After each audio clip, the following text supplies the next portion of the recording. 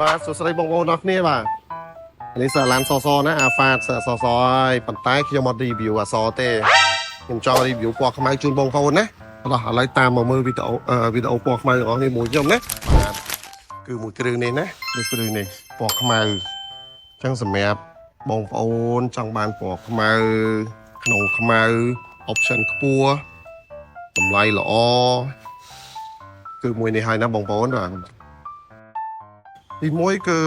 ឡានហ្នឹងមាន option វា3សន្លឹកអូតូបាទចុចពួតក្រោយទៀតហើយបន្ទាប់មកគឺមានបើកដំបូលបាទចុងរថយន្តនេះបងប្អូនអាចយកទៅប្រើប្រាស់ធម្មតាក៏បានដែរអត់បាច់ធ្វើអីច្រើនទេបាទហើយម្យ៉ាងទៀតបងប្អូនណាមានការចង់បានលក្ខណៈឡើងសេរីឡើងអីគឺយកទៅឡើងសេរីត្រូវហ្មងបាទព្រោះ option អ្វីដែលមានគឺមានអស់ហើយអ្វីដែល011 option ដែលមានហ្នឹងគឺមានទាំងអស់សម្រាប់ម៉ាឡានមួយគ្រឿងនេះបាទហើយចាទិននឹងតម្លៃវិញបងប្អូនជួយមកមើលមកបាទខ្ញុំអត់ជំរាបជូនតាមវីដេអូនេះទេតែបងប្អូនមកដឹងតែបានតម្លៃពិសេសហើយបាទខ្ញុំធានាជូនហ្មងថាដឹងតែលក់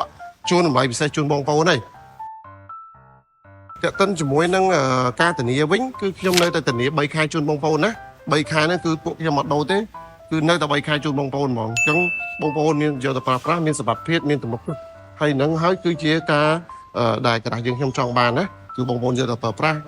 ភ័យខ្លាចថាឡានហ្នឹងយកទៅមានបញ្ហាចេះបញ្ហាចុះកុំបារម្ភអីបាទគឺខ្ញុំរៀបចំស្អាតបច្ចេកទេសមេកានិកអីរួចរាល់អស់ហើយធានាជូន3ខែណា3ខែបាទ3ខែជូនបងប្អូនទៀតអញ្ចឹង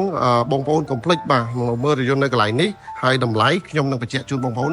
ផ្ទាល់តែម្ដងបាទសូមអរគុណ